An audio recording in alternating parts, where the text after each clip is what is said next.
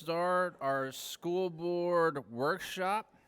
It's July 25th, 2023 at 9 o'clock in the morning. It's open. Let's go ahead and stand for the Pledge of Allegiance and then the Kids at Hope pledge. I pledge allegiance to the flag of the United States of America and to the republic for which it stands, one nation, under God, indivisible, with liberty and justice for all. As a Dalton treasure hunter, I am committed to search for all the talents, skills, and intelligence that exist in all children and youth. I believe all children are capable of success, no exceptions.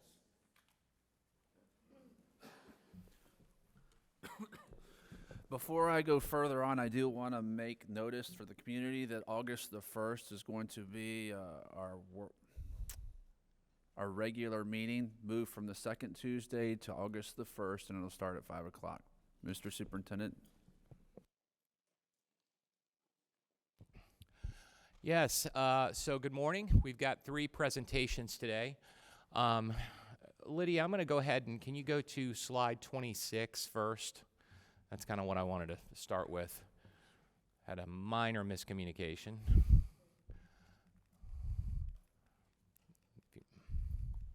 It's coming. In fact, if you just want to exit out, because I'm just going to talk about it very briefly. Slide 26. Thank you.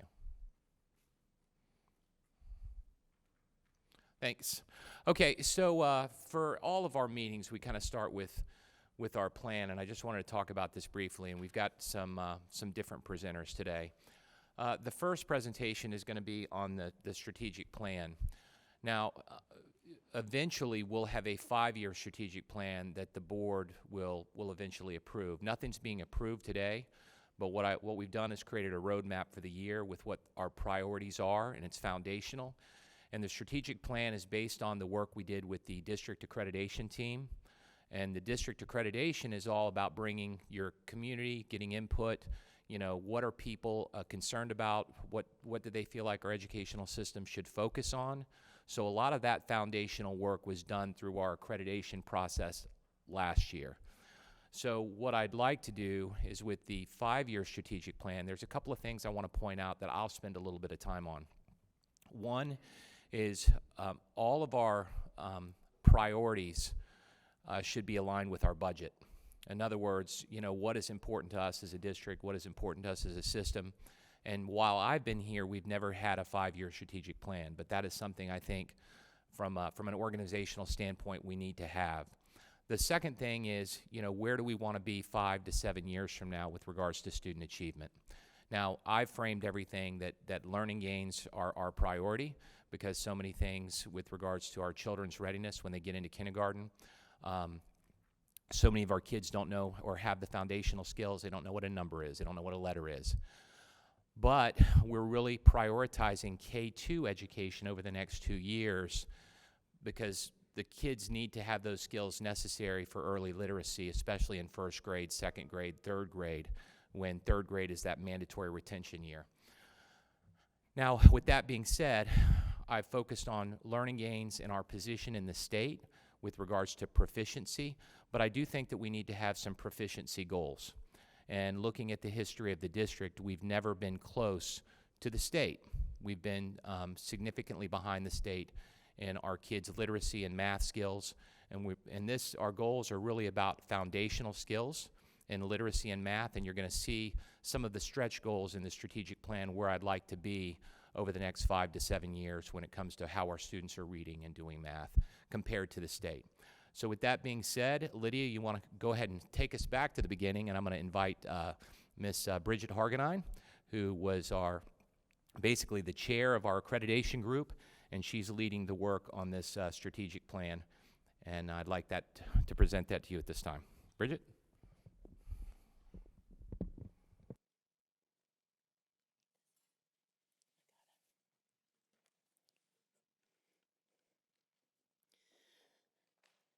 Good morning, Superintendent Prince, Board Chair Mr. Ingersoll, and board members. I'm really excited and honored to get a chance to present on the development and the process we used to create our annual strategic plan for St. Lucie Public Schools.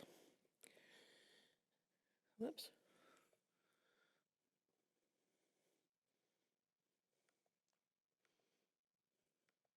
There we go. It's really important, before we begin, to emphasize that there were high levels of collaboration over the last year in order to develop this plan with multiple departments, every department. In fact, in the school district, I got to know everybody, and it was fantastic. We were taking a look at multiple forms of data and did very deep information analysis in order to develop our plan. And our plan is a response to our accreditation feedback, feedback from our community, as well as our own self-assessment.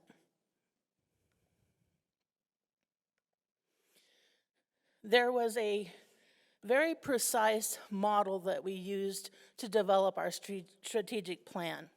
It started with our accreditation review and our self-analysis. We took all the information we gleaned from that process and went into something called root cause analysis. That led to the development of the actual goals that we chose and the action steps that we put under those goals. Another important part of this process was determining what would determine our quality and our progress. That's quality assurance. All of those factors go into building our strategic plan. So we're going to start with the accreditation review. The accreditation review process was quite rigorous, and it was important for us to have outside feedback from a company known as Cognia. They're a nonprofit company. They have looked at high-quality school systems around the world and done thousands of accreditation processes. So we were very keen to find out how they viewed our school district and what they thought that we needed to work on.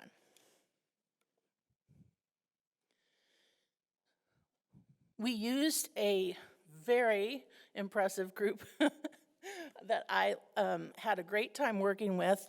That is the Cognia Self-Assessment Review Team. It was a very strong team. We all pulled together to develop the self-assessment. It was a deep process, very collaborative in nature. We met with teams across the departments and across our school district.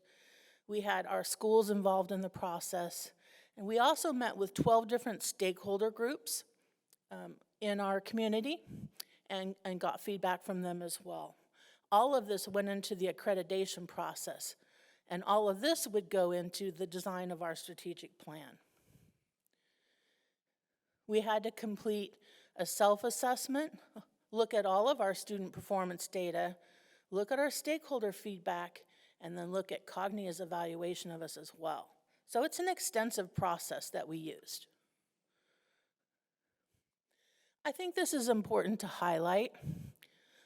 One of the things that the superintendent was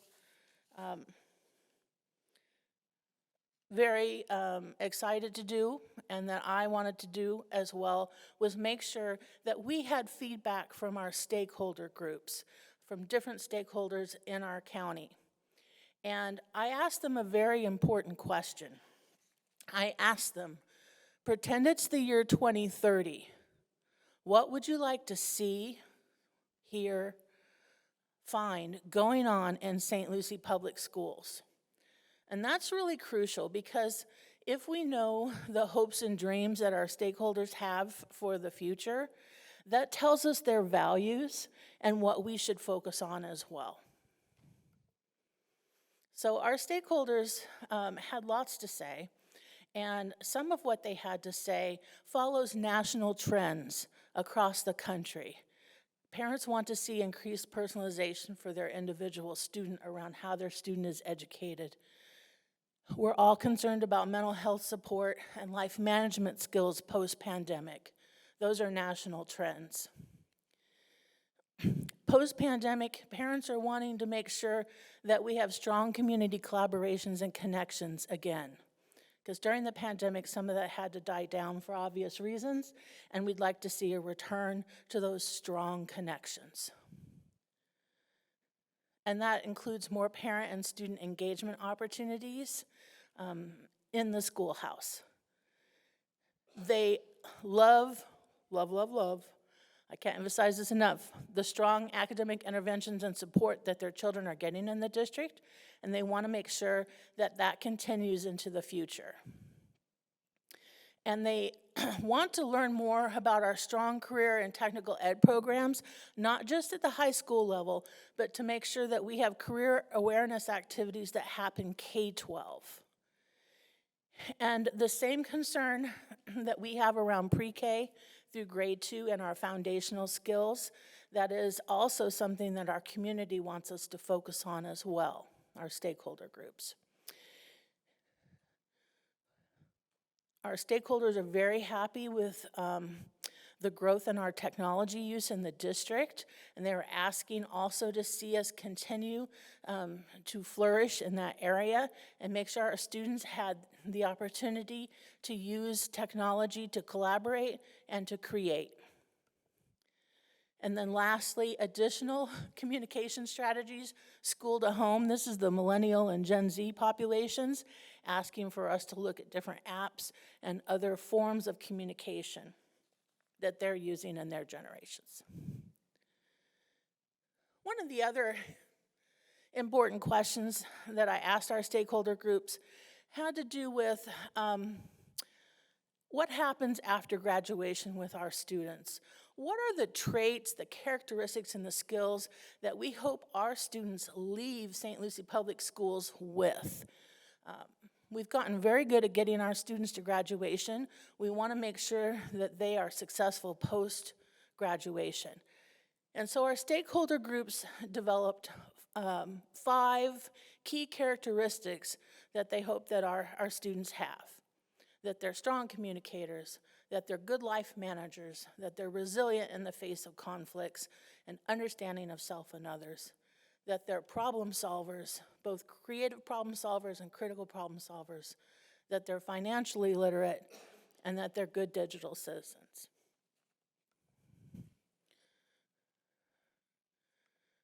So with all that information, we had to sit down and go into root cause analysis in order to develop action steps about what to do and goals.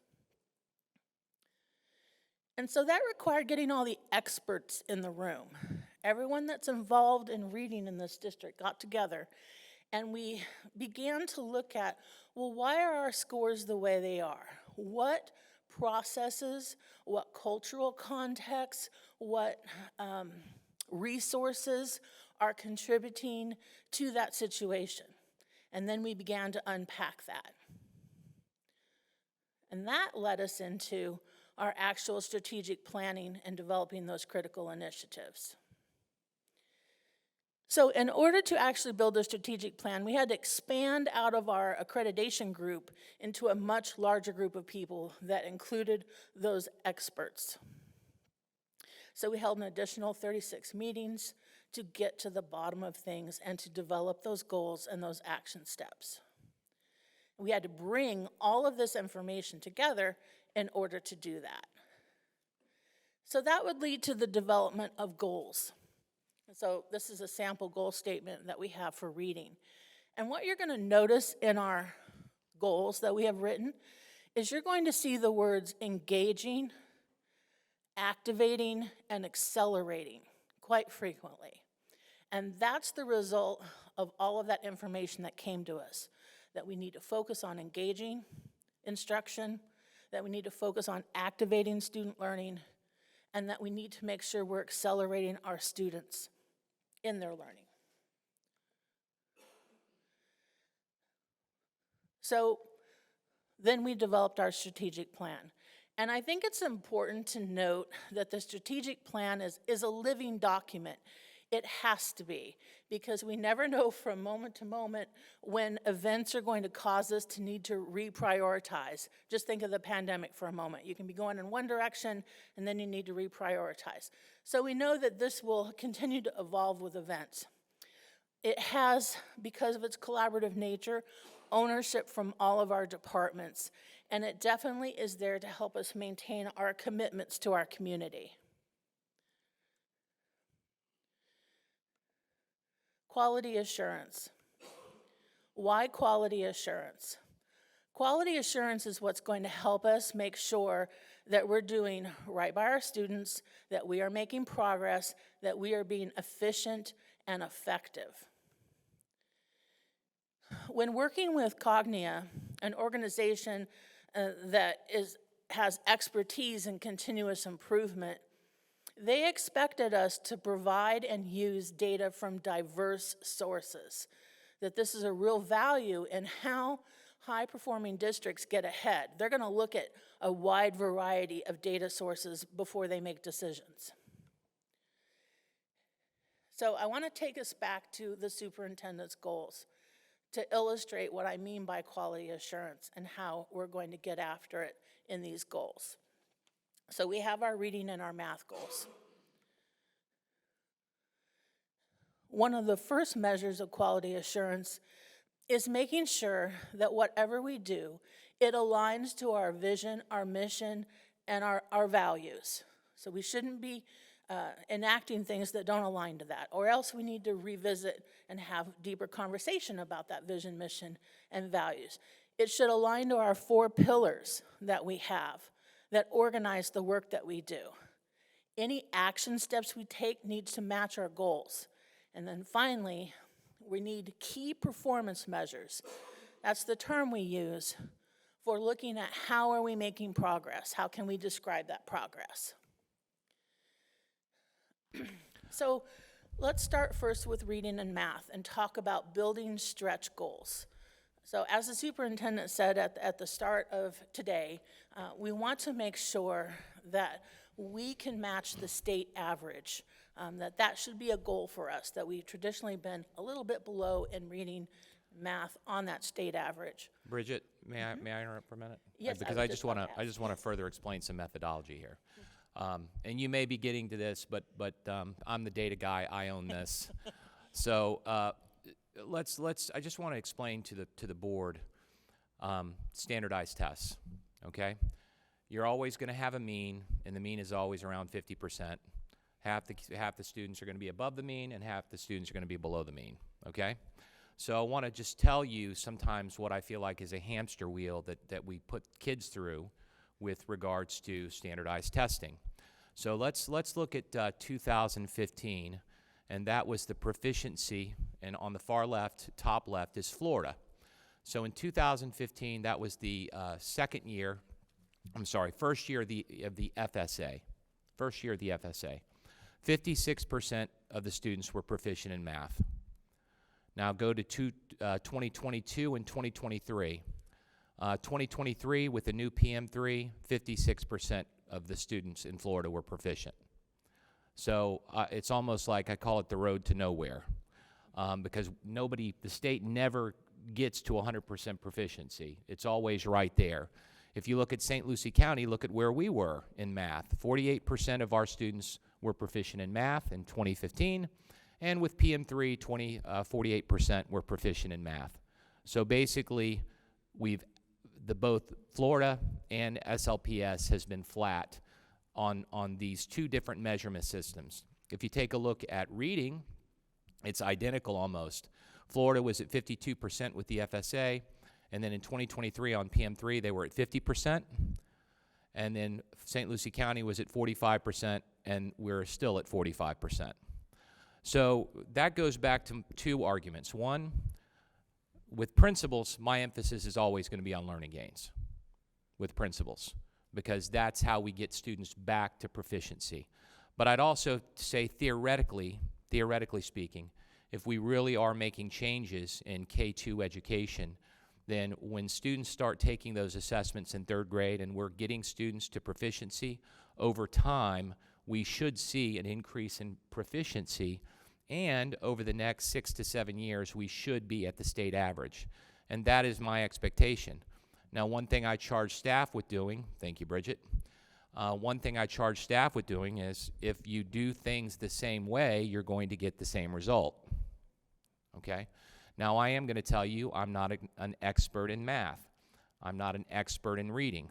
But I do think that I'm pretty good when it comes to looking at numbers and creating processes with how do we get there. So one thing we've done is to try to see what we're doing, what other districts are doing that are having more success than us, and also getting feedback from our principals, specifically our specialists, to see what we can do differently that's going to get us better results than we currently have. And we're getting very good results, but I want us to get better results, and that's my goal. So what you're going to hear in reading and math in the presentations by Liz Pruitt and Heather Belitho, you're going to see a lot of new, like what is new? What are some new implementations? Because my whole focus this year is we're not going to do things the same way. We're going to take some risks, okay? And I think if you have no risk, there's no reward. So my goal is over time, and basically why is the state always at 50%? I can't predict what the state's going to be. What I will say is I'm going to predict the state is going to be either between 48 and 52 every single year. And my goal is to make sure by the time we get to 28, between 2028 and 2030, that we're going to be at the state average in reading and math. So here's kind of framed it out for ELA, and this is grades 3 through 8 math. We have an 8% gap, and these are goals that I believe are attainable. And also, whatever I roll out with regards to proficiency goals, you know, I have to not only sell that to the board, but more importantly, I've got to sell that to the principals. You know, the principals have to see that these goals as being attainable, because they're the ones doing the work in the schools. And the teachers, with all of their hard work and efforts, they've got to see the goals as being attainable. So you don't want to be off-putting. You know, when you're talking about 1% a year, that is something that is doable. And over time, honestly, if we can accomplish this, this would be something that no other district that has our gap has ever done before. So I think these are fair and attainable. And that's why we started with the state, with where the state's at, because we've never come close or sniffed the state. Bridget, thanks. Along with our stretch goal, every single one of the goals we've written has a dashboard of key performance measures. The way you can think about it is we have to make sure the math plane can fly, and we're going to need to take a look at every indicator that lets us know how our teachers are doing, how our students are doing, how the curriculum is doing. As we look at that dashboard with multiple measures, we are going to analyze how we do and make a determination on a scale of 1 to 4. Are we developing? Are we making progress? Are we making noteworthy progress? That's important as we continue forward and as we make decisions about the next year. And coming back into this, oops. Inside your black folders, there's a one-pager that has a copy of this overview of the strategic plan. It's just a simple one-page look of the big document that you have in your black folder, and I want to go through the goals that we have. The very first thing, can't get that first one to pop up. The very first thing we have is our graduation goal. We are always going to have graduation be our #1 goal. Our second goal is to expand acceleration opportunities for our students in career and technical education, industry certifications, and in ACE, AP, and IB options for acceleration, because that's important to our students post-high school. Our third goal is the superintendent's priority for high priority engaging math instruction aligned to the curriculum and the standards that targets and activates and accelerates learning for all students. And on this goal, Eliz is going to go into great detail about the plan that we have developed for the year, and Denise is going to go into the reading goal as well. We're going to make sure under talent development and growth, we're going to make sure that we are creating work for students that is engaging, activates, and accelerates their learning through innovative collaborative learning and planning teams that have been supported by high-quality professional learning for all of our teachers and leaders of teachers. Goal 5 is making sure that beyond our teachers, we also need to make sure that we have high-quality professional learning for all our teacher leaders, aspiring administrators, and current administrators in order for them to lead effectively. Goal 6, we need to support our student achievement by retaining and recruiting diverse, highly qualified professional teachers. So our HR department has worked diligently on preparing action steps to do that. Under safe and caring schools, we need to make sure and cultivate attendance, a culture of attendance in all of our schools with a 95% or higher average daily attendance rate. That's a part of safety, consistency, being at school, so it's super important. We need to provide that safe, secure, predictable environment for students and staff in schools and in buses. We're going to make sure that we have high-quality student services and resiliency education aligned to Florida statute that engages students, families, and community. And are also going to make sure that we can engage our students in developing life management skills and character education. And that goes hand in hand with what our stakeholders in our community were asking for as a part of that graduate profile. Lastly, and very importantly, make sure that we continue to produce high-quality customer service, internal and external communications, and expand opportunities through family and community-based partnerships. Bridget, you mind if I interrupt and stay on this slide for just a minute? Thanks. Okay, so you'll notice that the strategic goals 2, 3, 7, and 10. No, I'm not sure. Oh, I'm sorry. We've got a couple of highlighted. Those are my goals. I just wanted to add attendance. You're going to get a presentation next month on attendance because that is also one of our goals. We haven't formalized what that communication plan is going to look like yet. We weren't quite ready to roll that out, but you will see that.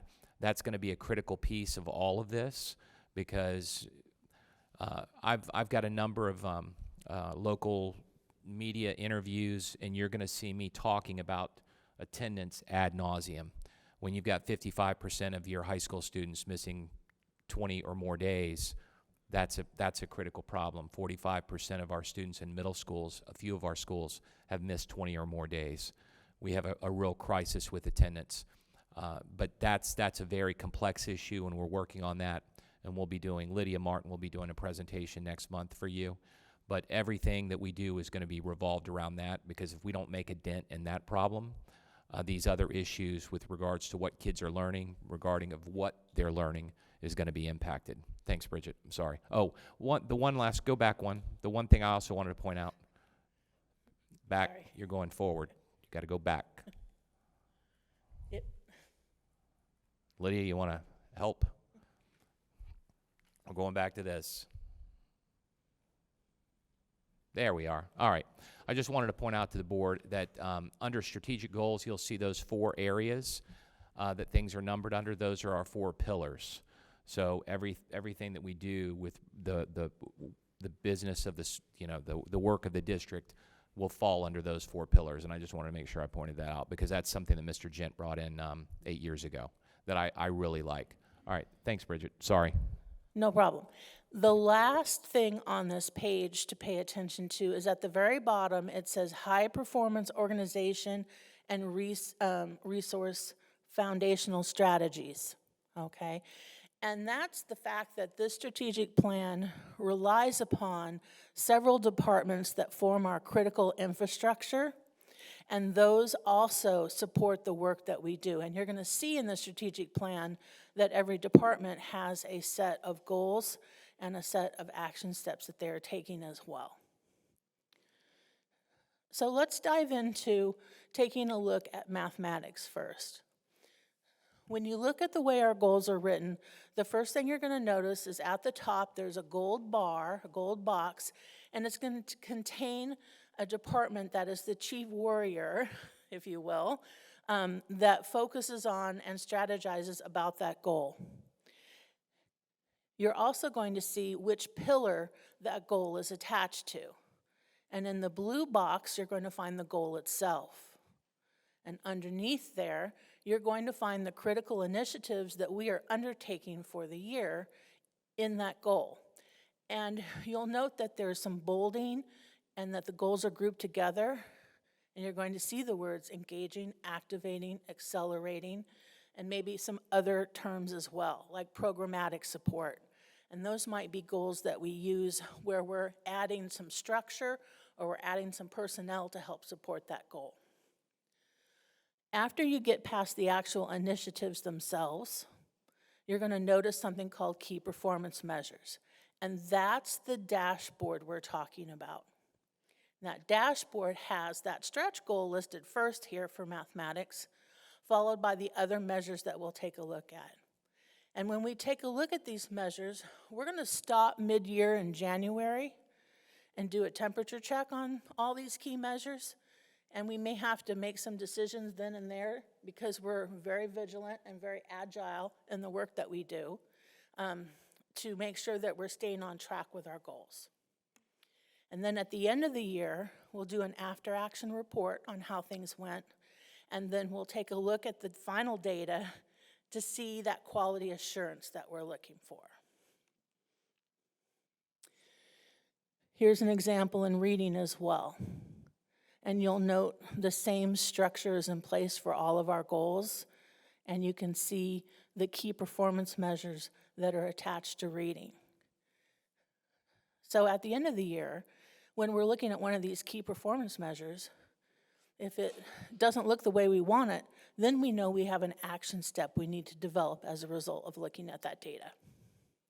So I keep saying go back, which is probably a bad idea. Okay, so key performance measures. This is really important because I know some of this is not necessarily exciting.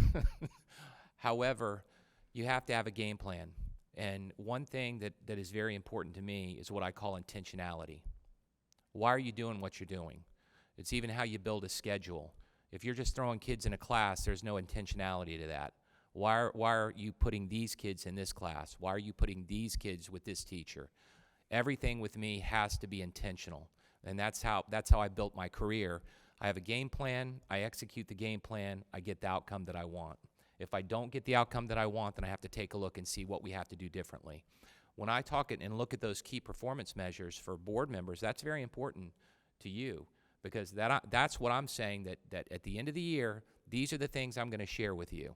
These are the things that the expectation is we have to do well in because there's intentionality and purpose to the work that we do. That's also an accountability piece for, as Bridget calls them, the chief worriers. I've got worriers and warriors here. So, you know, they're worrying about everything, and they're the warriors in the workplace. But I just want you to understand that the purpose of this is I'm very intentional in how I do everything and the approach that I take. But you'll hear me, what are our stretch goals? Did we get to our stretch goal according to the plan that I've set out in year one? Where are we at with our learning gains? Where are we at with our state ranking? Those things are really important because as we move up the chart in our state ranking, it's going to be reflective with regards to our key performance measures. So whenever we come to the conclusion and I'm doing my evaluation in July, these are the things that we're looking at. So I'm showing you the roadmap that I'm taking with regards to where I want the district to go. And all of that is through a very intentional approach because that's how I approach everything that I do. Sorry, Bridget, I just wanted to point that out, and that's on the top right. Well, and I'd like to also point out behind each one of these critical initiatives is a whole host of work that's happening at the department level. And actually, we've been developing Gantt charts and to-do lists and appointing leaders for each one of these initiatives, and I'll be sharing with the executive cabinet once a month the Gantt chart of what action steps are taking place during that month aligned to each one of the goals. So I wanted to come back to the foundation strategies and share with you who that includes. It includes all of these departments, because without their high-performing nature, we wouldn't be able to get at student learning if we didn't have safe buildings, safe buses, safe schools, and a strong IT infrastructure, and good business practice. Included in foundational strategies, we have a section of special projects. Now, these projects are going to go longer than this year, and actually I have them on the back side of that one-page document with the goals. You will find a little more detail about each one of these projects. So these are included in the strategic plan. So number one, of course, is the Energy Conservation Initiative. In order to be good stewards of our money, we are looking at how we can save up to $15 million through this energy conservation project.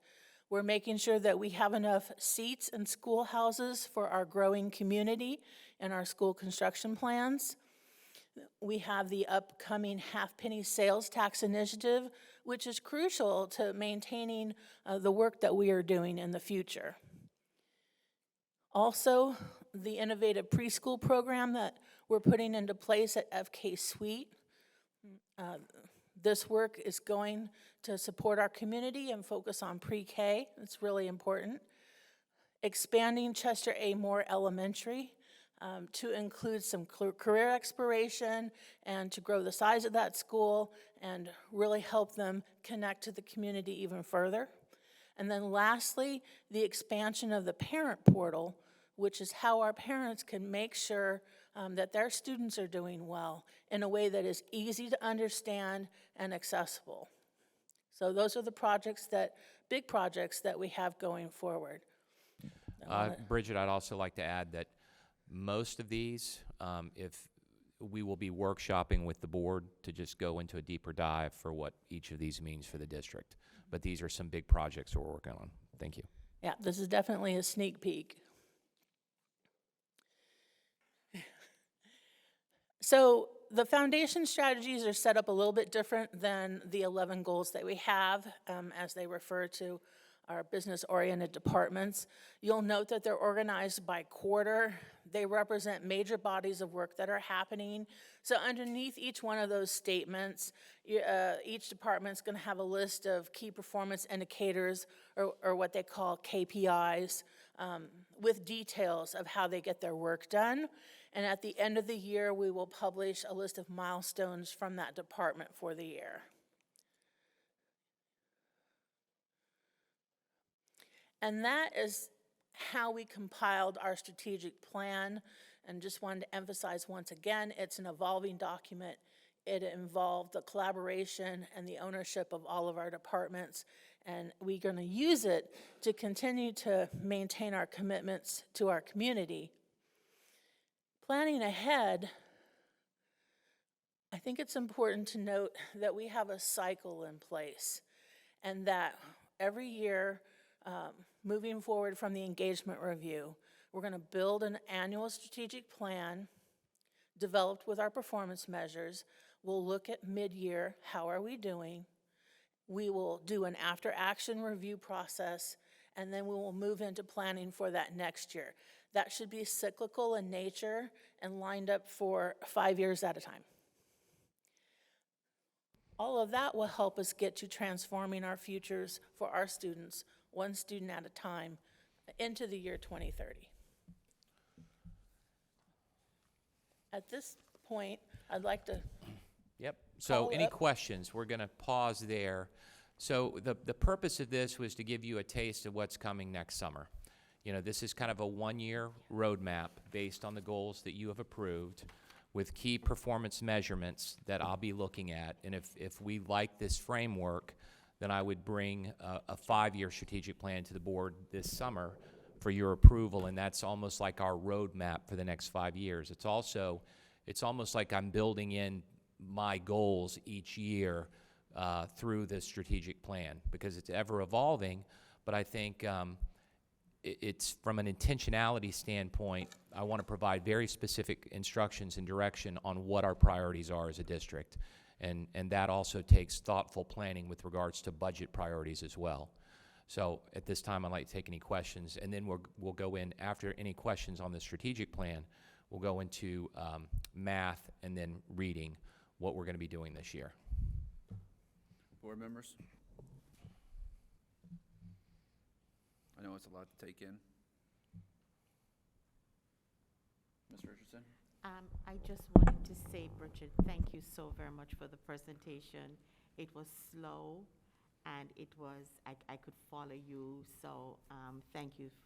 I appreciate it. You're welcome. Anybody else? Dr. Mills? Bridget, it is very thorough, the planning that has been put in place. I can understand why our accreditation went so well with this type of work that we're putting into it. I like the focus that's going on, Dr. Prince, and the strategicness of it with purpose to achieve the goals that have been placed, and it's very detailed. And thank you, because to the administration, because this is going to be really intense to get to where we want to go as a district. And I'm looking forward to the increase to get closer to the state average in both reading and math. So it was very thorough, and it's going to be a very strategic work, as I can see here. Thank you, Ms. Bridget, for your presentation as well. Oh, I have a few things to say. As Mr. Kelly. Excellent job, Bridget. I really appreciate it. There's just a few things that I have noticed that, I mean, we covered a broad area, but there's two areas, obviously, that I'm really passionate about are the arts. And that's something that we can never forget, and we do need to have a strategic plan for that too. I know a lot, every time I go to a school, the people that have been here for 10 or 12 years are now starting to retire. And that's something that we need to keep up with. We went to a school and found out how the equipment wasn't working up to snuff. And the principals are in charge of their schools, but I feel that as a district, we need to help them. And I've talked to Terrence about it, and we've agreed. But the reality of it is that's a big budgeted area.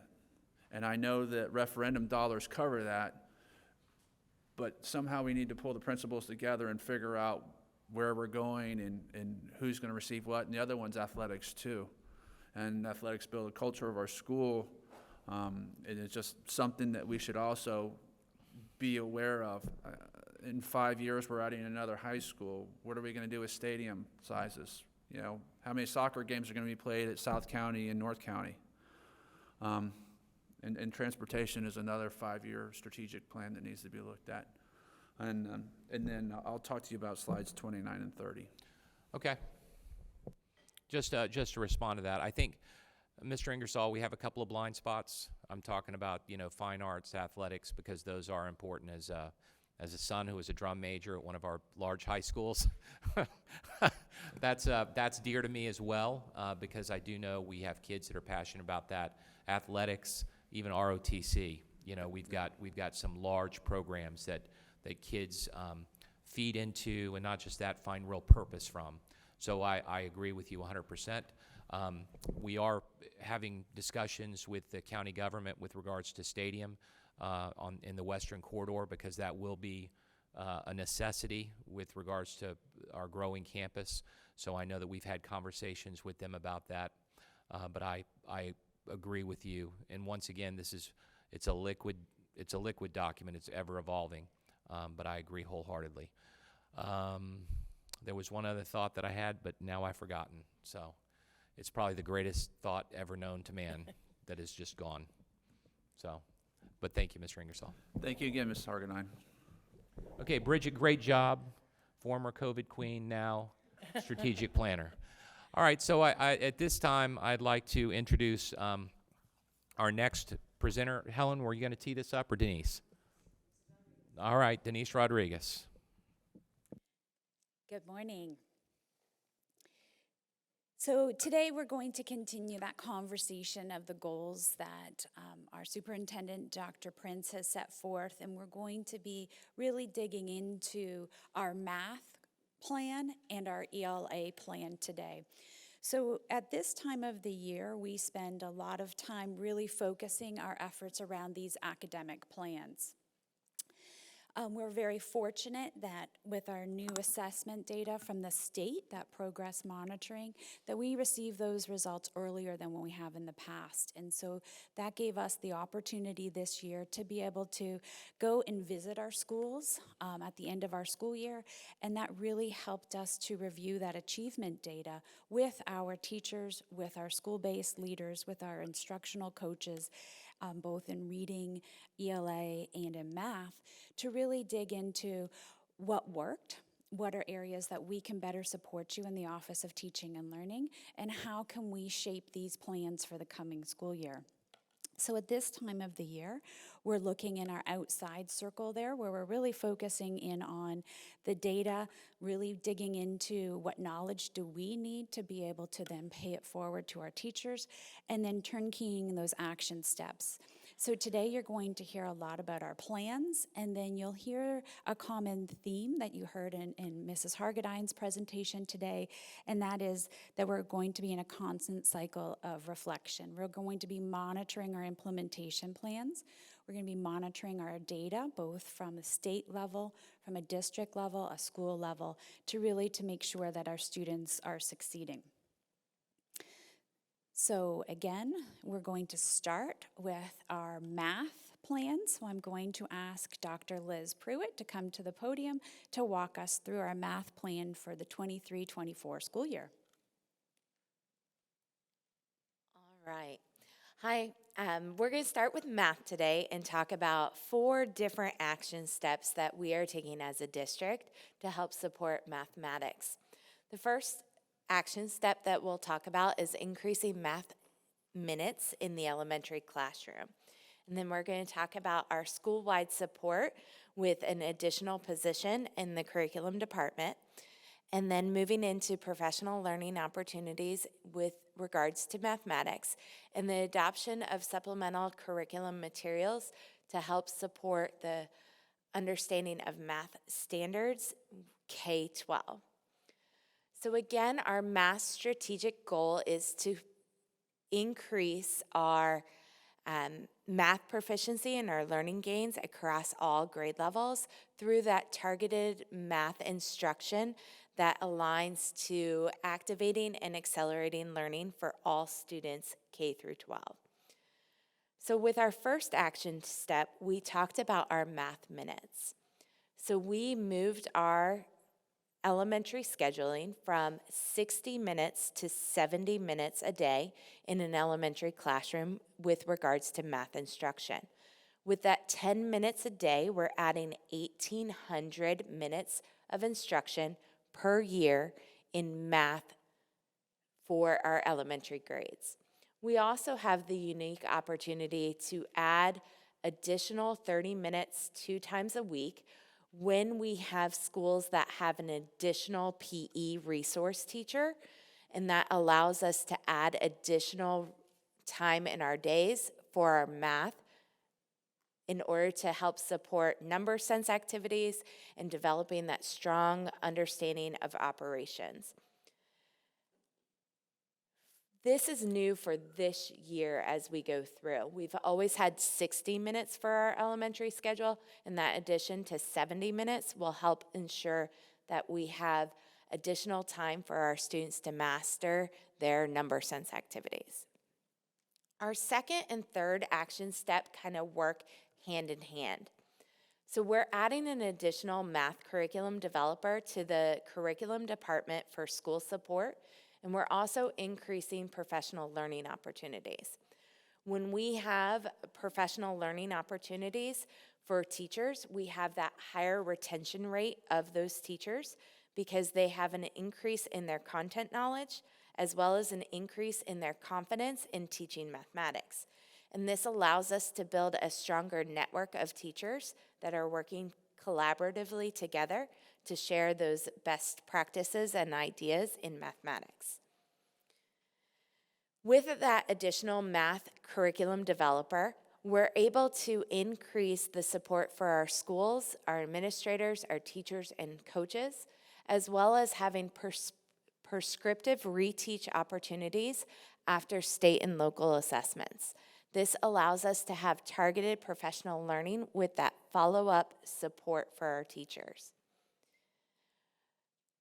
This year, we received a grant that is called the Targeted Math and Science Grant from the DOE. And that has provided us the opportunity to pay for stipends and materials for that professional learning for our K through 12 math teachers. So we were able to buy books to help with the professional learning, as well as providing the opportunity for teachers to receive extra money for attending professional learning during the summer, as well as Saturdays throughout this school year. So with our targeted professional learning, we start with the summer of 2023. We had 450 teachers attending Summer Summit, and that Summer Summit allowed us to do some unique things in math. We focused on number sense, the best instructional guide for mathematics, which is a state resource, and how to use that state resource. We also sent 70 teachers and administrators to the Florida Council of Teachers of Mathematics Conference in Orlando, Florida in the beginning of June. This allowed for our teachers to have a stronger understanding of engagement strategies within the math classroom. We've also sent teachers and administrators to the best standards training. And so with our new standards, they're focusing on what the state provides as training to help support that transition from standard to classroom practice. We also have 5 teachers and administrators attending this week the standard setting for the new assessments. So we have teachers in grades 2, 3, 4, 6, and Algebra 1 that are in the rooms for the standard setting process for the new FAST assessments. During the school year, we're focusing on math instruction for all teachers.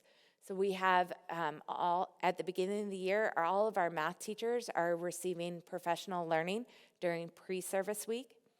We also have quarterly teacher boot camps for both our grade level classes as well as our accelerated math program. And I'll talk a little bit more about that in just a moment. We also have voluntary Saturday workshops and our monthly math coach content meetings, as well as new teacher support. So our boot camps are made for our teacher leaders from kindergarten through Math for College Algebra. This provides us the opportunity to give our teachers some additional content knowledge for them to be able to successfully teach units of study that are coming up. We're able to review the specific standards so that they're understanding how to approach a standard in a new way and see examples of student work within that standard. We're also having opportunities for teachers to practice problem-solving strategies, number sense activities, and learning games that help increase engagement in our math classrooms. College and career readiness is super important as well. And so with the ACT, SAT support, we are working with our high school courses to ensure that they're building some of that strength within our courses. On Saturdays, we have workshops that are built to support remediations and lessons learned. And so these are voluntary paid sessions per grade band. So we're able to add additional paid opportunities for our teachers to come in and learn some activities and games and activities to have that retention of basic facts and be able to enjoy the math that they're doing. During our math coach meetings, we meet with our coaches monthly, and we focus on the best practices in math instruction, as well as receiving updates from the Florida Department of Education. We work on sharing best ways to help support student understanding and planning lessons with the state resources in mind. And this allows us to increase our knowledge of the materials that we have for our teachers.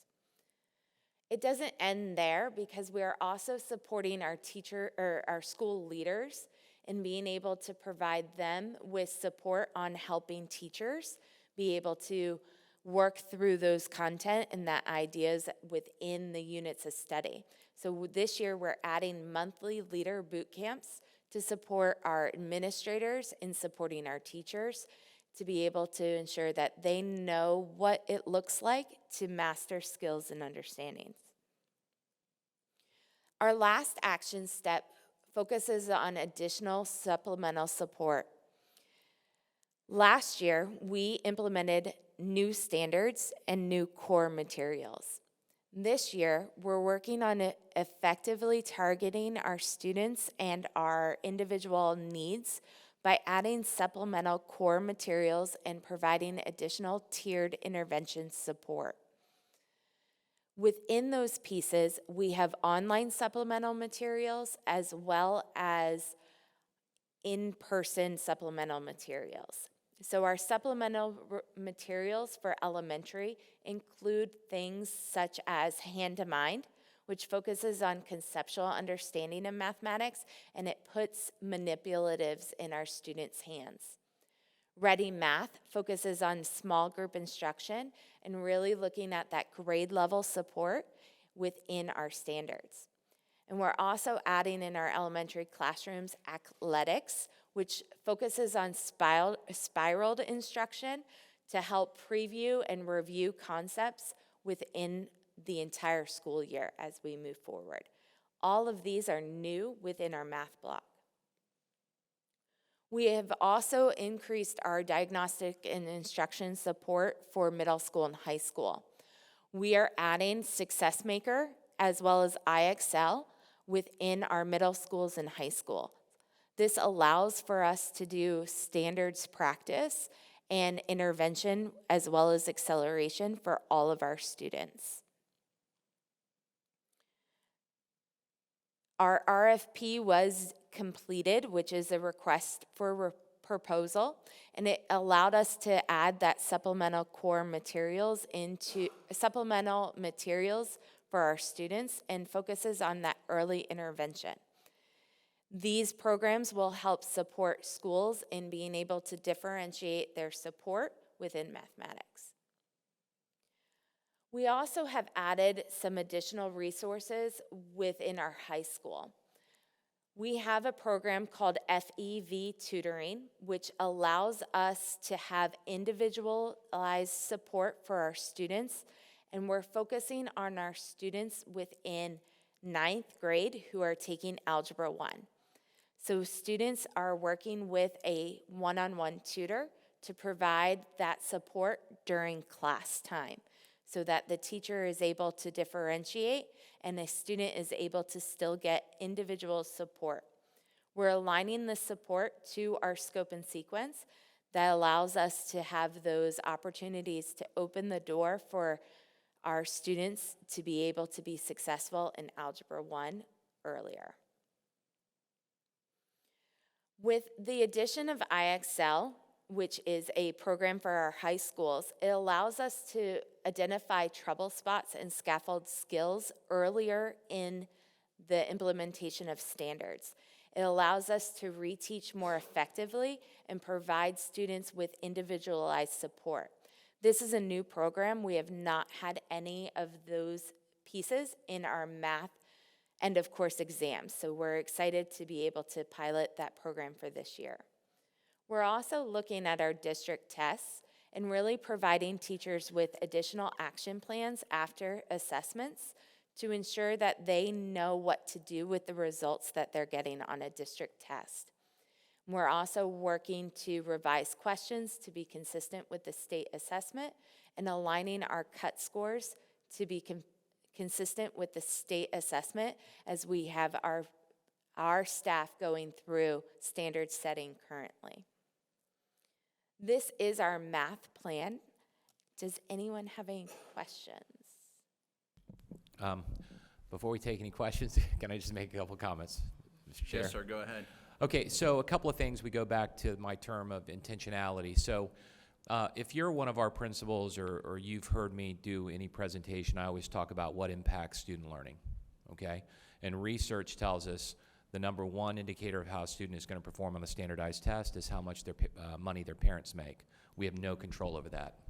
The second impact on student learning is the quality of the teacher. Now, I will tell you the teacher shortage, the real teacher shortage has exacerbated the challenge of the quality of the teachers in our classrooms and also their content knowledge, okay? So one thing that I charged our departments with is really creating robust professional learning for our teachers, specifically in their content knowledge area.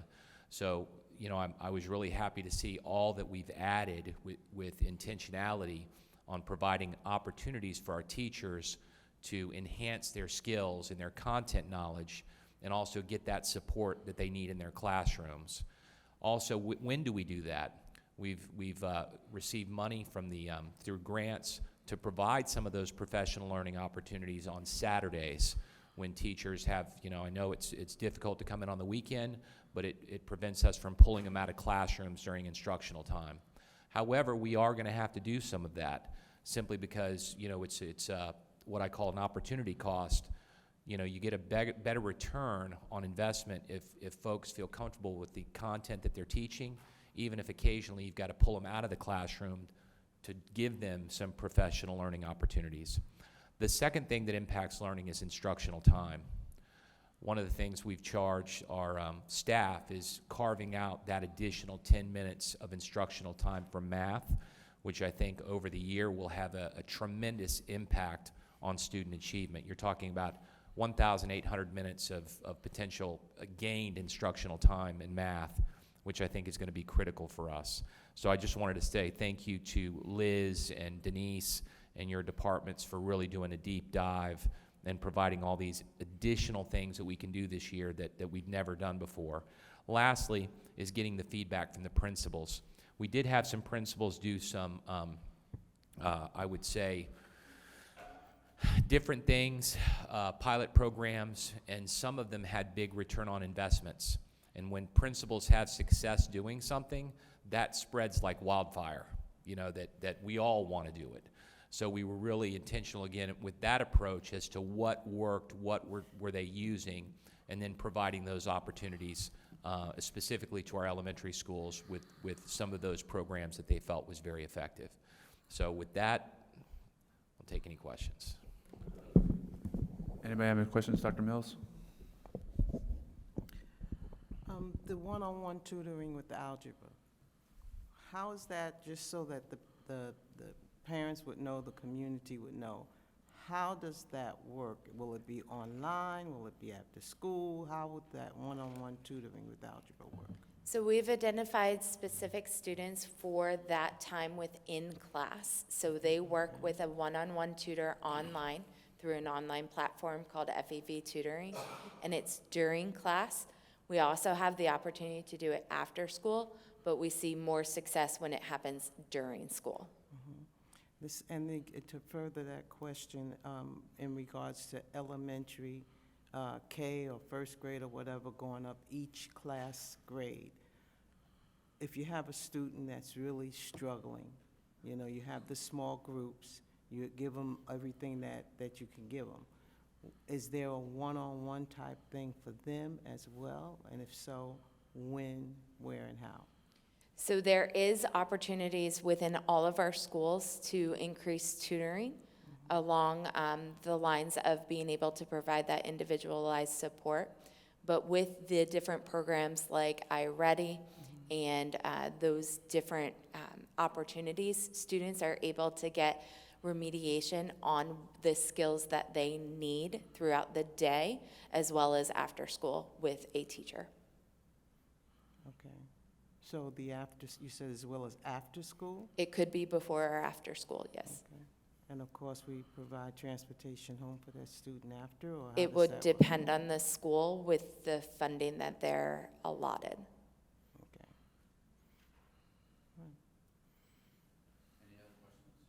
Any other questions? Jan, so I'd like to go back to the page 25. It says add an additional math curriculum developer. Remind me, what is that? Sure, absolutely. A math curriculum developer works with our schools a couple of different ways. One is we develop the documents that are released to schools on our scope and sequences, our calendars of instruction, but they also provide additional support in school, which is coaching and support with collaborative learning and planning, so that our teachers have additional support in order to plan quality lessons.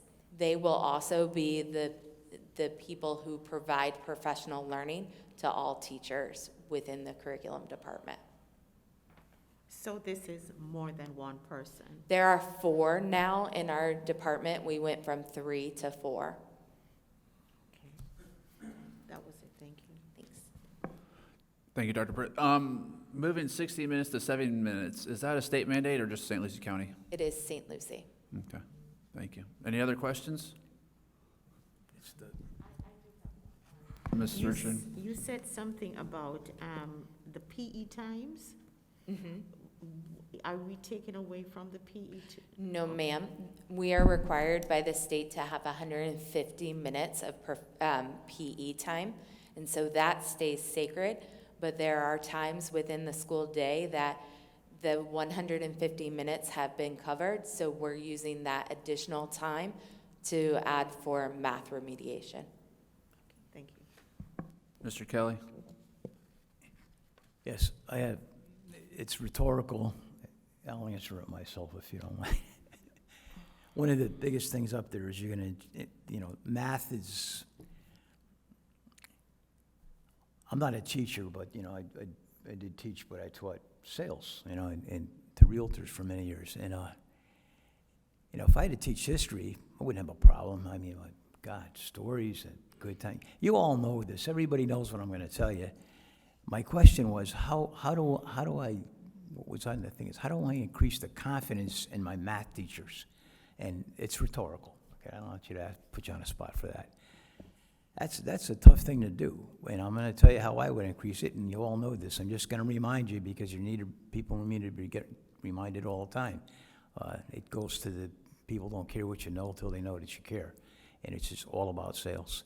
You go into any room and you could ask any 100 people, and not you folks because you've been done it with this. You ask, how many people here in the room are in sales? And 10 people will raise their hand. You're all in sales. Everybody's in sales. Everyone in this room all day, every day. And math teachers are in sales. They're in sales too. But geez, it's math, It's equations. It's 10% of 116. It's dry. It's how do I get the kids interested? So how do I increase the confidence in my teachers to do this? My wife made my kids watch 100 years ago. We had a program called Sesame Street. You all heard of it. And today's going to be all about the number 3. Today's all going to be about the letter L. And it was all entertainment. And then the teachers can't dress up in the classes and teach math, right? Well, maybe you could, I don't know, but you can't, But you got to entertain them. You got to get them into the math part of it. And there's many, many ways to do it. Whether you're trying to get them to save up to a trip to Disneyland and show them how to save the money or whatever, but it's all about entertainment. And so we're going to give them an extra 10 minutes. I like to see that extra 10 minutes into getting the kids engaged by entertaining them more. And how do I make a math teacher smile more? I can't teach math. I can't smile. See, you can smile just looking at you. I can't do it. John can. I can't do it. So I'd be a pretty bad math teacher. But So I just think that this extra time on Saturdays, you're gonna have these extracurricular things on Saturdays. Maybe bring somebody in that could entertain them a little bit and show them how to engage the kids and get them more entertained into the math, because there really is a lot of things that you can teach them about math. You want to talk about Bill Gates? I mean, how do you think he made his money? He knew how to add up his money and save his money. There's many, many good stories to get him into that, because math is dry, and you're going to lose those kids real quick if you don't entertain them or engage them. So I'd like to see somebody come in on Saturdays that give them, show them a little bit way to engage the kids in entertainment. I remember learning about 30 years ago, just a real quick reference. We had a fellow come into a big realtor class of about 200 people, and he came in to explain the difference between APR and simple interest. Your mortgage rate is 5.5%, but the APR is maybe 6.2. What's the difference? Most people don't know. They have no idea. He went into this big thing about it, and it was so entertaining, and the way he did it, I'll never forget it for the rest of my life, and it's easy for me to explain. And come to find out when it was all over, I find out that Century 21 that hired this guy was a comedian in a previous life. What a great teacher. He was a great teacher. So if anybody was going to teach math, I'd bring him down here, but I think he's passed away 30 years ago, so I don't know. Anyhow, that's my my little input. I think we got to engage them and give the teachers more confidence in how to do that, and there's ways to do that. So I don't know, maybe we can get Larry Silver. Well, come down, thank right? you, Mr. Kelly. That's all I got. That's That was it. very motivational. Dr. Prince. Math is hard to teach. Are we ready to move on? Okay. I just also wanted to add to respond to Mr. Kelly. I think you're absolutely right. And you'll notice in the strategic plan, we focus on, engaging, accelerating, engaging activities to accelerate learning. And I can always tell you, too, I always hired EQ over IQ, because you want that emotional equivalent, that person that can connect with kids, because that's the most important skill a teacher can have, is the ability to connect with a child. I always said I can teach somebody skills, but I can't teach them that ability to connect. And I think that our talent development team and teaching and learning has done a really good job of doing exactly what you just said, Mr. Kelly, is trying to have engaging lessons that capture our kids, that are interesting, and I'm hoping that we get a lot of traction with that. So the next person I'm going to introduce, moving on to? Yep, Heather Belaytho. Heather Belaytho, okay. And Heather, I'm very excited. This is Heather's first presentation to the board. Heather's coming to us from Morningside Elementary as the former principal there, and I cannot tell you how excited I am to have Heather in the building. She was one of our elite students, and I'm just really excited to have you as part of my leadership team. Well, Heather? thank you. Good morning, and I'm excited to be here today, too, to talk about Dr. Prince's goal number 3. I love all things school. I love all things learning, but there's a special place in my heart for literacy, for reading and writing. So I'm excited to tell you about our plan moving forward. That's me. So our strategic goal, in line with the math one, is to make sure we have engaging instruction that aligns reading curriculum, that targets, activates, and accelerates learning for all of our students. We have our goal to increase our proficiency and learning gains across grade levels, but like Dr. Prince said earlier, that's not just in our tested grade levels. We do have a focus on 3rd grade, and we know that it doesn't start there. It starts in K1 too. It starts before then, really. It starts in VPK, it starts at home, but really making sure that we're setting up our kids for success in literacy, not just for tests, but for life. So we have 3 primary action steps. We're working on growing skills and stamina in reading and writing.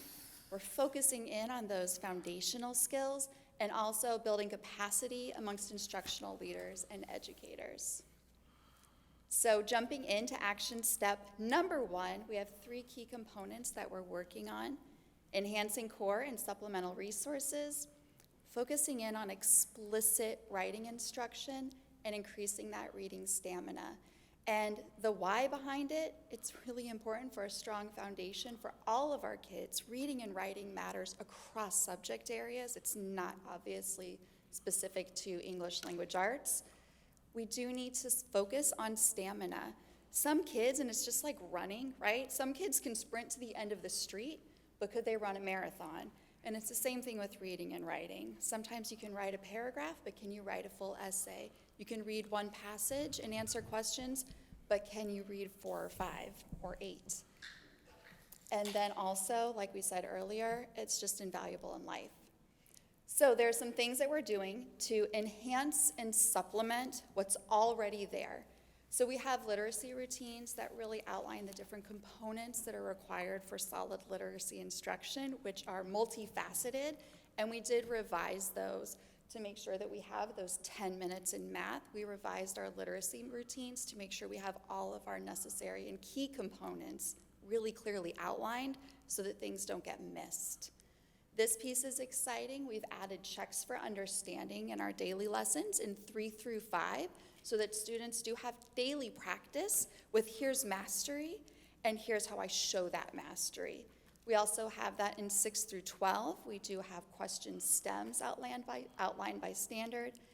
We're tuning in or really focusing in on vocabulary. If students don't understand the words that they're reading, then they don't understand what they're reading as a whole. And this is an area that we see in looking at what are those little pieces that we can tweak. Vocabulary is a key piece to help build that for our readers. Magnetic reading, I'm excited for this. This is one of those supplemental pieces that we have purchased district-wide. So reading is holistic, right? You don't read and not pull in character and plot and setting. You pull in all of these different pieces when we read, but sometimes we see that our students need to be retaught or get additional exposure to specific standards. So I really need to focus in on character.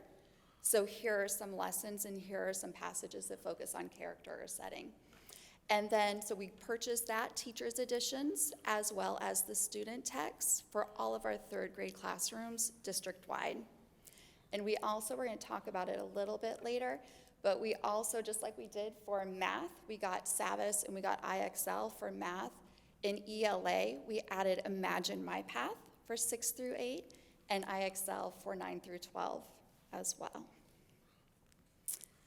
So in talking about explicit writing instruction, this is big, this is new. So we purchased as a district Top Score, which is a writing program for all of our classrooms, grades 4 and 5. This is where, when we look in our standards, you really see writing go from a solid paragraph to a solid essay in response to text. So it's really taking that reading component and that writing component and putting those together and being able to do it in a well-structured way. So what we're excited about with this, it focuses on expository, so informative, and argumentative writing, opinion writing, and it has a step-by-step guide. Writing for a lot of people is a challenge, but teaching writing, what is the process? How do writers think?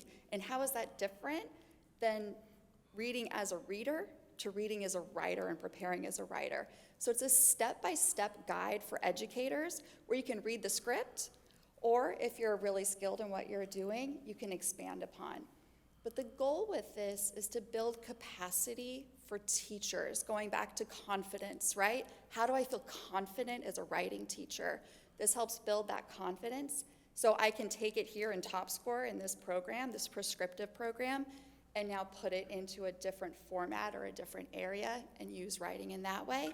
And also it builds capacity for our kids so they'll have a strong foundation moving into middle school. We have a strong professional learning plan in place.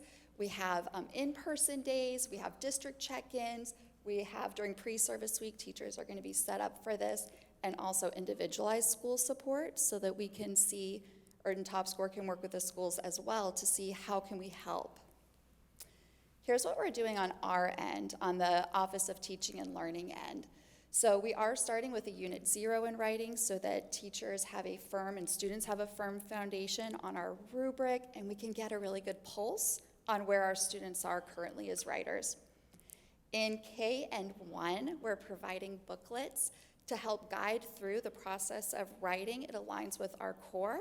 And what's really cool about this is when you look at K and 1, writing in K and 1 looks completely different, as it should, than it does in 2nd, 3rd, 4th, 5th grades. We're excited about that piece. In 2nd and 3rd, we are making some small tweaks just so that Benchmark also aligns with Top Score. So they have that verbiage, they have that structure, they have the color coding, so that when they go into 4th grade, it's not all new, it's just a continuation. We also have our collaborative scoring and feedback training so that teachers know how to give feedback on writing to build that capacity and that confidence again. Writing prompts are available in Canvas. So Canvas is our online platform, and we know that all writing assessments are online. That's a challenge for some of our students. We want to make sure that they have practice so that they can go into those assessments with confidence and competence.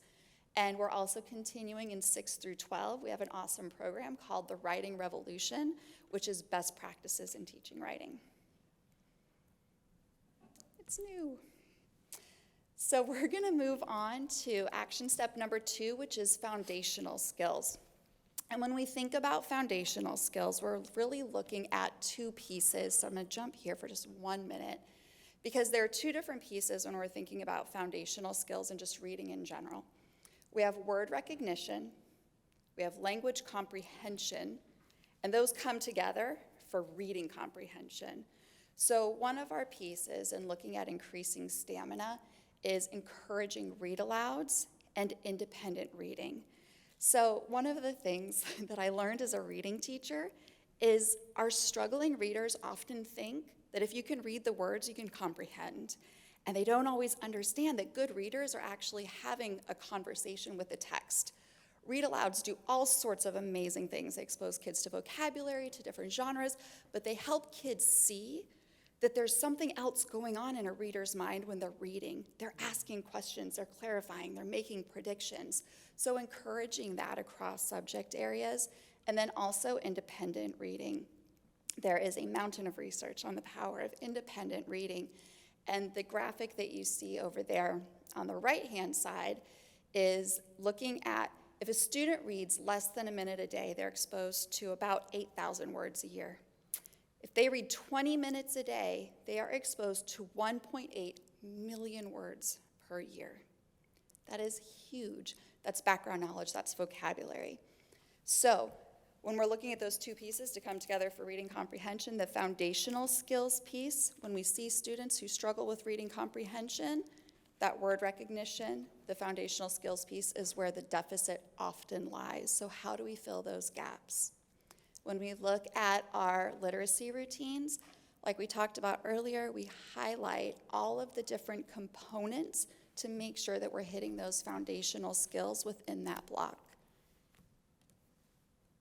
When we look at the secondary reading decision tree, some of our kids that are sitting in intensive reading classes in secondary classes do have deficits in phonics and foundational skills.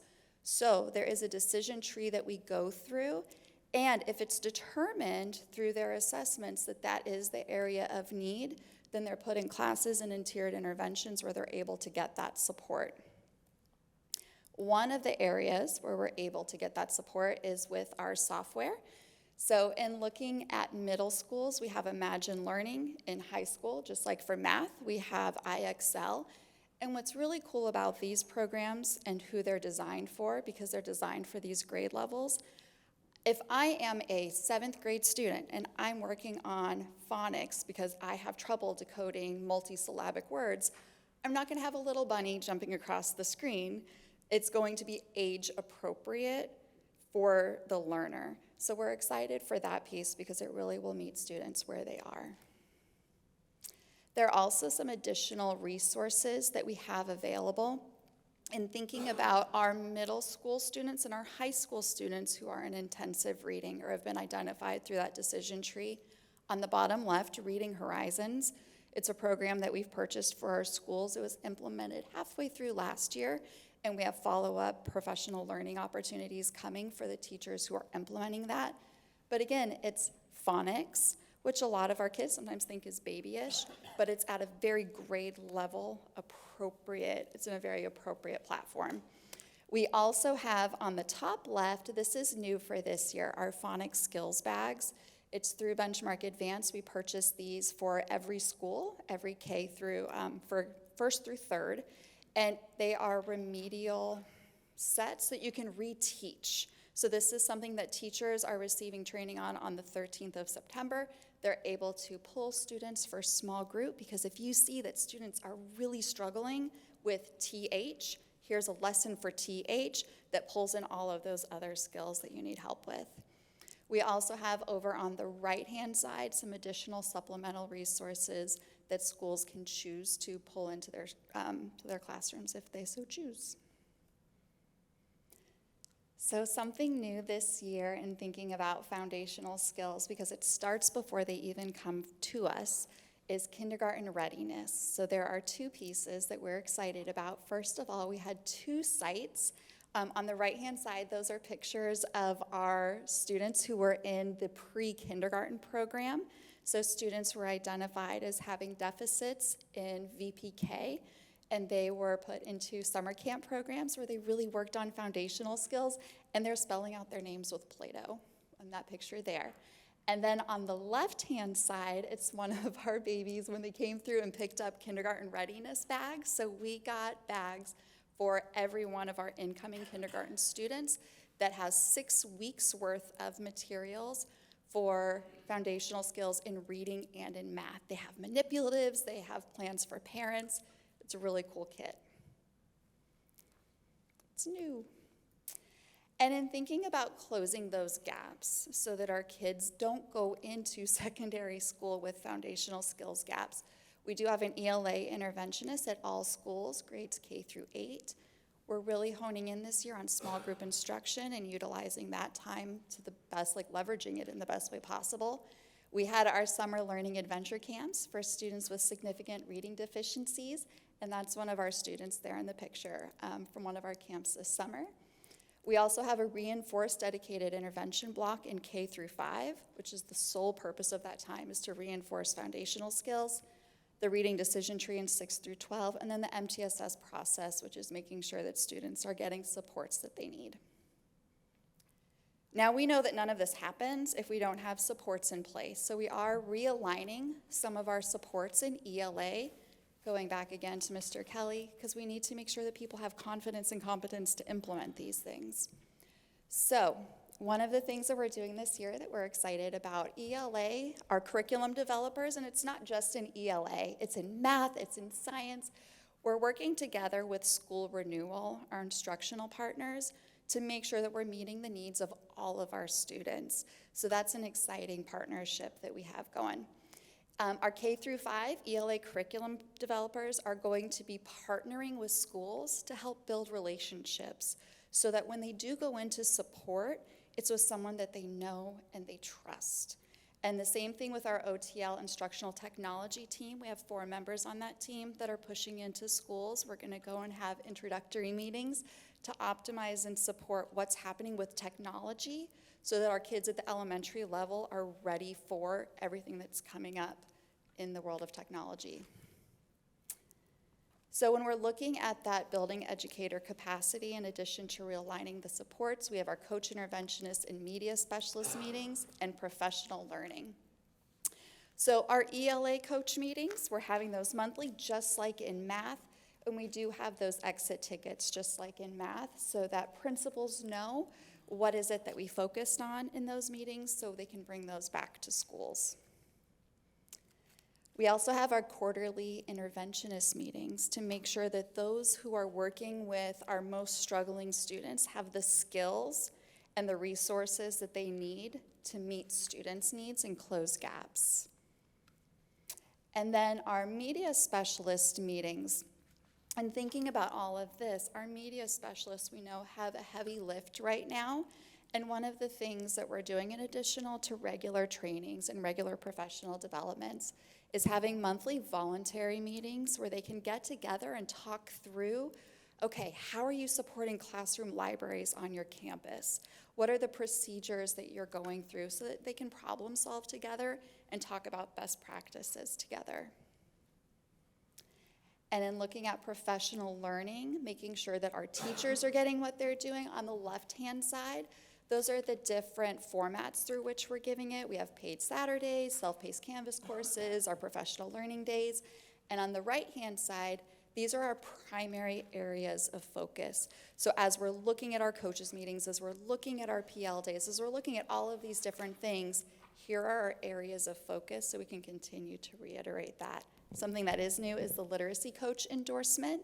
Brand new to the state, we have 18 identified coaches who are going to be going through that process to add it to their certificate. And it's new. There's a lot of news. New. Thank Awesome. you. Thank you, Ms. Blythe. Mr. Superintendent? No, I want to thank Heather for a couple things, just a couple of comments, and I just wanted to ask Heather, because just for the board, Heather, I don't mean to put you on the spot. I did not cue you up for this when we met about this presentation We the other got day. this. I'm cool. Why is the piece about increasing reading stamina so important? So there is a mountain of research, and I don't know how much time you all have. No, I'm just joking. But really, when we think about anything let's go back to, I'm going to use the racing analogy, right? The more you do it, the better you become at it. So the more you read, the stronger reader you become. And not only, one of the things on that chart, not only does it look at the number of words read, it also, there's a strong alignment. There we go. There's a strong alignment with state testing or with any sort of testing. So if you look, our students who read less than a minute a year, they usually fall within the 10th percentile when you're looking at reading tests. When you're looking at students who read the 20 minutes a day, you're looking at students who fall in the 90th percentile. And what's amazing about independent reading, or reading at all, really, what's amazing about reading is as you're reading, you are automatically practicing all of those skills that you're learning in class. You cannot read and not think about, I'm going to go back to character, setting, plot, understanding how all of those pieces fit together automatically happens when you're reading. So the more you read, the better you become at it. And just no, I'm sorry, Heather. No, just to say also a couple of points. With regards to phonics and vocabulary, foundational reading is so important to our kids, and I know my staff has heard me talk going back to the skills necessary. Kindergarten, first grade is when kids really first learn to read, and the reading stamina is so critically important because as you do more of it, you build your confidence. Because one of the most frustrating things, that we have is when kids take their assessments and you see them just give up. And we can see that. And that's one of the things that we made as a priority is increasing their reading stamina and, the strategies that make that happen. So I appreciate it, Heather. Absolutely. Thank you so much. If I may add one thing No, to that please. as well. But wait, there's more. Go ahead. But wait, there's more. One of the things that we know too is students don't become, if it's hard for them, they don't go home and say, you know what I'm going to do? I'm going to read. So we have to set that up in our classrooms, provide a space where it's enjoyable to read, because you can give kids a reading log all day long and kids will go home and fake it. They can fake reading in your classroom too, but given the space, given the time, given the support, we've seen time and time again, kids who are aspiring readers become actual readers because they're given that space and that choice. So it's really building that in school so that they can go home and continue that at home. One of my favorite quotes, and then I'll stop, I promise, is by Kelly Gallagher, and he says that in order to close the reading gap, kids can't just read, they need to read voraciously, and we need to help get them to that voracious reading place. I'm done.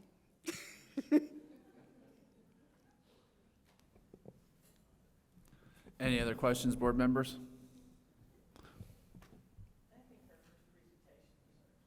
Yeah, there you go. Good job. Well And I- done, and I Ms. can Bledsoe. just- Yes, ma'am. I can just see the parents at home saying, thinking, I gotta get my kid to read more and get off the computers and spend that time alone with books. So, thank you for your presentation.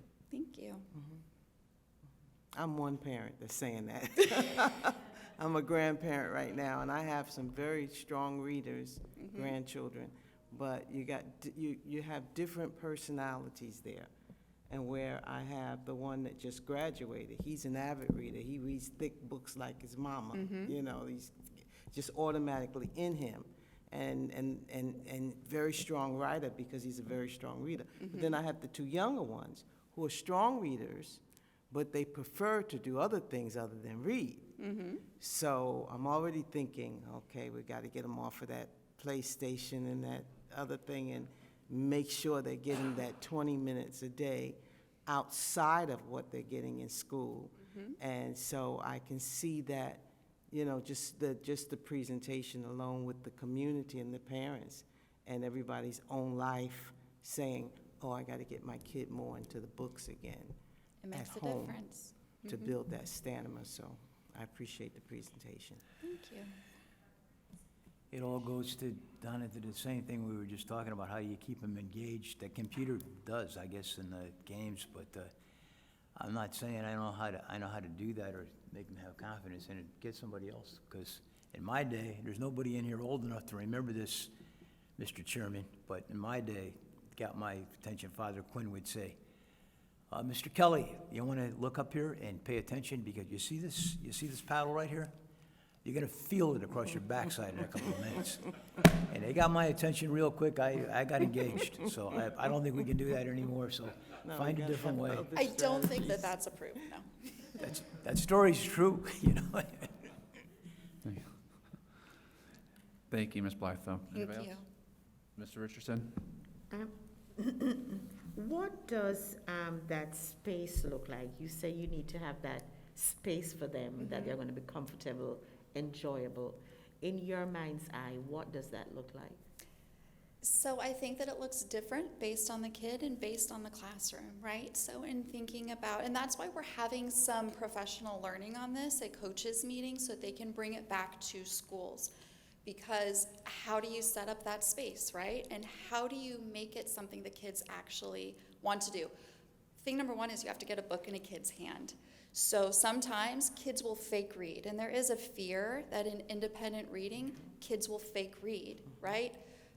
But I need to get the book in the kid's hand first, right? And give them enough time, and they will read it. Find a book.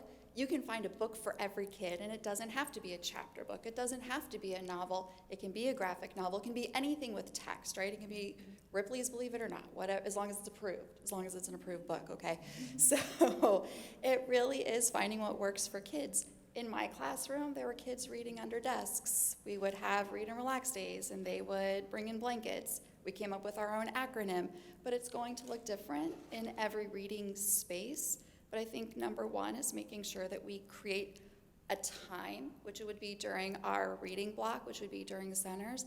What is that time, and what does that look like? And it's going to look different by school, as it should, and it's going to look different in each classroom, as it should. But for your kids that you have in front of you today, and for Heather, who hates reading, what does she need to want to? How do we develop that want? And sometimes it is starting really, really small. So you know what?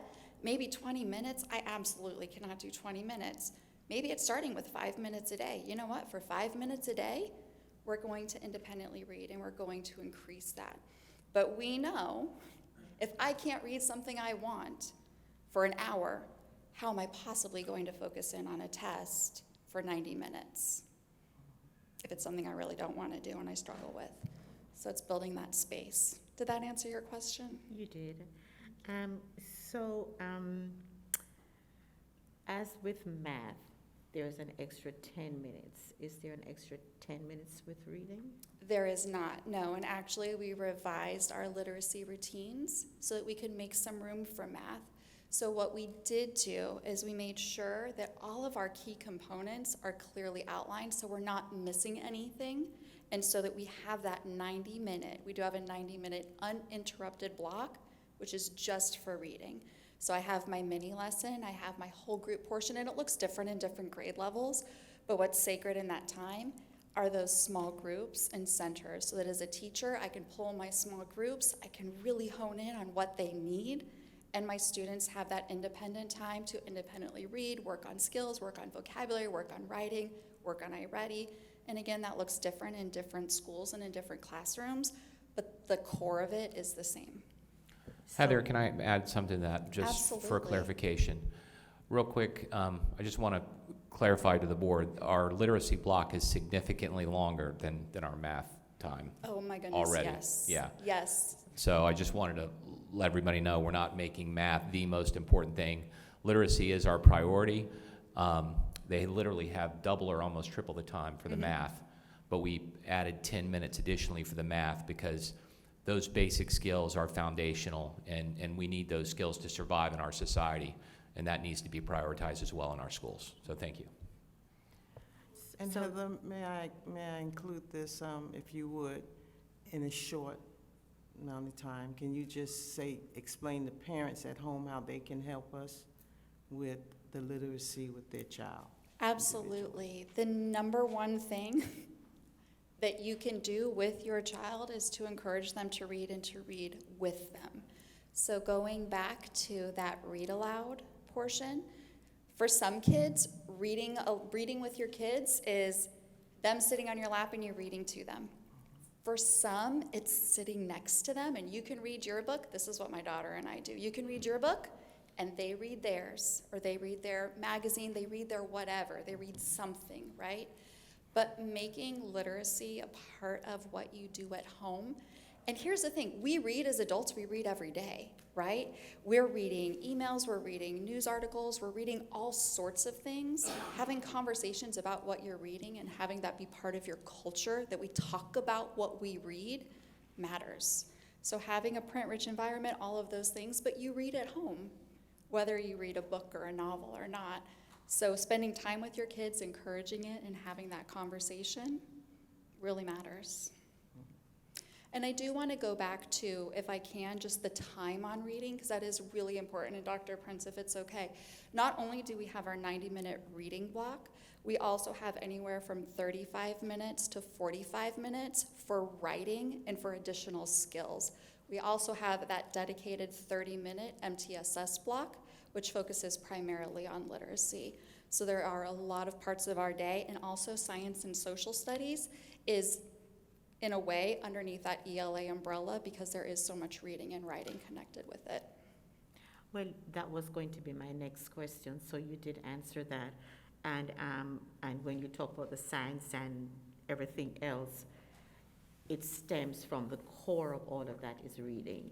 Correct. So if you are reading, regardless of what it is you're reading, the question is, are we understanding what we're reading? Yes. You see, so that's why reading, understanding that core is so important, so that when they go to the science, the math, whatever it is, they'll be able to comprehend what we're reading. 100%. Yeah, and I hear we talk about, a book, which is really a book, but sometimes we get in our head a book, but, we could be reading something on our phone, the kids or their laptop, whatever it is. 100%. But as long as it doesn't have to be, I want to say right now, parents, because, every child, they pick up the laptop and they're swiping left, right, whatever it is, and I'm having a hard time even following with them.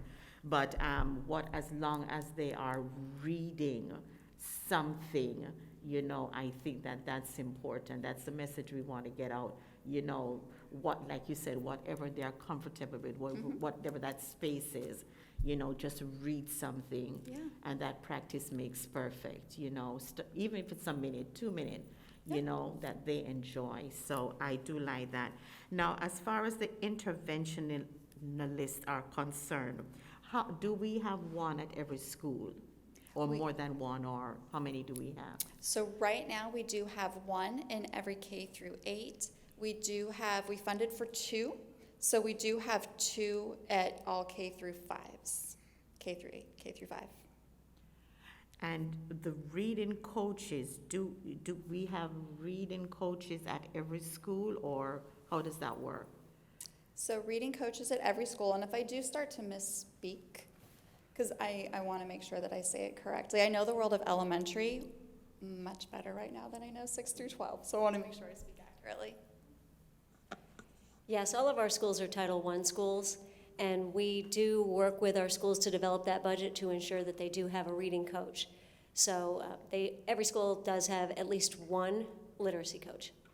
Okay, so is the reading coach the same person as the interventionalist? No, they are two, excellent question. The reading coach works with adults to build capacity of our teachers, and the interventionist works directly with students to provide that daily intervention, that more one-on-one tiered intervention. So therefore then, my question is, if we have a school that needs, how do we divide up that interventionist time? How does that work? Because Yes, it is based on the data at that school, which students need intervention at what time. It is extremely individualized, because once a student has success, you're measuring the impact of that intervention at a daily basis, and the goal is to get the student out of intervention. So their schedule is rotating all the time, and it's developed at the school. We also have a district level person in the talent development office that works with our principals, our coaches, and our interventionists to provide training to ensure that that is well done and well executed. okay, I had a few questions, but if anybody else have any questions, they can. Yes, each child gets a book in 3rd grade, you were saying? They get a book in 3rd grade? So are you referring to magnetic reading? Yes. So magnetic reading is through Curriculum Associates, which is the paper-based version of iReady. And so it was through the same company, not a paper-based version, but through that same company. So what we did to support 3rd grade in particular, with that being an area of focus, was provide the teacher's edition as well as the student text. So what that does is it breaks down all of our best standards by standard, and it scaffolds the teacher through the instruction for each of those standards. So if I'm going in and I really just do not understand comparing and contrasting, it starts at a very simple explanation of comparing and contrasting, and then it builds and builds and builds, so I can really hone in on those pieces within my class that I'm seeing specific students need support on. So every student gets a hard copy, so they have the text, they have all of the resources in front of them, and the teacher also has the teacher's guide that walks through, here are some additional supports, here are the ways you can prompt these questions, or if you have a student who answered this, here's a way to revise it so that students might see it the way that we need to. Now, is this supported by an online program as well, Ken? So it's through iReady. It's the same company Okay, as all right. iReady, Yes, so I would okay. be able to, through what I'm seeing in the classroom and what I'm seeing in iReady, if I see that Heather is struggling with comparing and contrasting, I would absolutely be able to pull to my small group during that 90-minute time where I'm focusing on differentiation. I can pull Heather in and say, Heather, and I almost called you John, but I would call you Dr. John. I'm gonna pull in Heather and John, and I'm gonna pull in this group that really needs help with comparing and contrasting. And I have this resource right here that hones in on that specific skill. Okay, thank you. Absolutely. Anyone else? Dr. Prince? Just a couple of housekeeping things. First of all, just want to thank our IT department and communications. We've kind of changed how we do the workshops. We've added cameras that are more level. That makes, I think, for a better viewing experience for the public instead of using the corner cameras that we had in the top of the room. The other thing is, I didn't point it out at the last board meeting, but on the dais, if you notice, all of the computers are significantly lower.